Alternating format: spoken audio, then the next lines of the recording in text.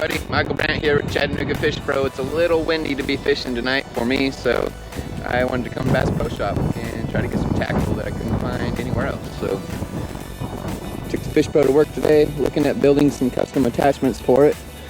Let's go into Bass Pro Shop to see what they got.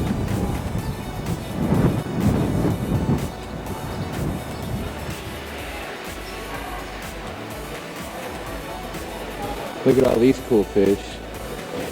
Man, those are some hosses. Rainbows, browns, catfish, striped bass, smallmouth rainbows. Look at that pig perch. Holy cow. One of my favorite things to do here every time I come is to look at the aquarium and check out all the fish in here. Look at him. Ooh, hi buddy. Oh. Look at that big brown trout. Woo! Some striped bass down here. One of those would be nice on my hook. Another little brown. Black crappie. Woo! Okay, Bass Pro Shops found the circle hooks. I was watching some videos and the guys were using number 10s. They seem a little big to me. I think I like the number 8s. I think that'd be a good medium duty hook. Still a big hook. They got more darn hooks. Who would have thought there'd be so many different hooks? Holy cow. You could get hook happy and have a whole tackle box just full of different hooks if that's your thing. Too many hooks for me. Okay, so I need a net for the Fish Pro. So this one I think is going to be pretty good. I could at least get half the fish in there if I catch the monsters to get it up in the sea-doo. Right now it's got my other items in there, some big floats for floating bait fish for striped bass, a bunch of hooks and things. I'm pretty sure I can take and put some kind of flotation device around this and then fit it in the rod holder. That'd be pretty rad. This is a rubber coated, looks like nylon mesh. Maybe it'll keep the hooks out of it a little better. And it's cheap. This net's only 17 bucks. This will work fine for me. Swim baits. Super large shads. I wonder what kind of hook you put in there. I bet we could throw those. Try to catch a striped bass. I don't know, I'm just not sure enough. I think I'm gonna pay for a trip and learn from the guide. That way I know what to buy so I'm not wasting money before I go get any of that. So this is a selection of fishing seats that Bass Pro Shop has. And I have a special idea that I'm working on.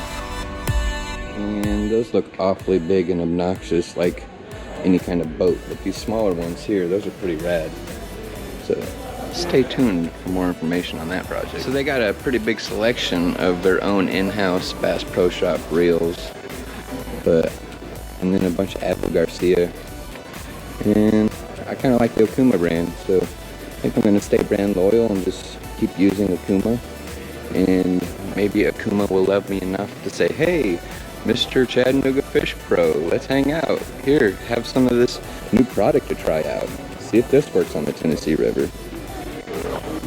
Pretty sure no tackle shopping trip is complete unless you get an ice cream sandwich.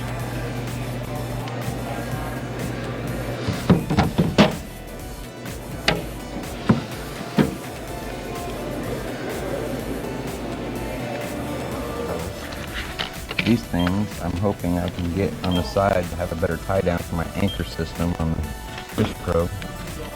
And Blue Fox number 5, great for trolling. I got this splitter here. I thought I could try to do something fun with that splitter. These hooks are pretty badass. Blue Fox number 5, gold. Circle hooks number 8, using by my floaters for striped bass fishing. And some double locking swivels, beads, keep my weights away, lead sliders. These are pretty cool. I saw a video on YouTube recently, a guy using these. I'm gonna try that out. Ooh yeah, and this big spoon. I'm gonna catch something on that spoon just to say I did. So, first order of business is to eat my ice cream sandwich before it melts. So we have this Cam Jam XT aluminum rope tightener, 1500 pound strength.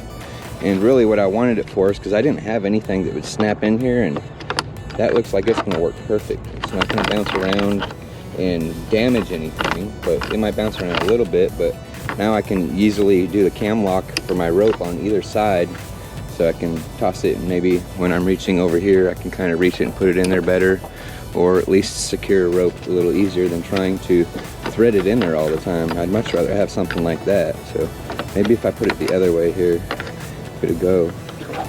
Oh, that seems a little better that way. Yeah, put the rope in there, cam lock it in, bam, pull it and go. Looks like it's a relatively small rope, so I might have to get a different rope, because the current rope I have I think is going to be a little too big for that. So looks like the diameter's a little large. This doesn't need to be that large by no means, so I'll look for another rope that'll fit inside that cam lock area. Tiggy, tiggy, tiggy. Okay, love the fishing net. I think that fits in there perfect. It'd be kind of cool to have a lightweight bungee cord that keeps it secure right here as you're flying down the river, but then when there's weight in it, it'd come out, you know, trying to keep it a little compact. Or maybe, I don't know, something to keep it gathered would be pretty rad. I'll give that some thought and sleep on it. Here's some of my other goodies I got out. A couple more spoons, a couple more blue foxes. Those always produce something when nothing else is going on. Some dual lock snap swivels. Number 8 circle hooks. These glass beads to protect the knots by the hook when we're putting the weights on them.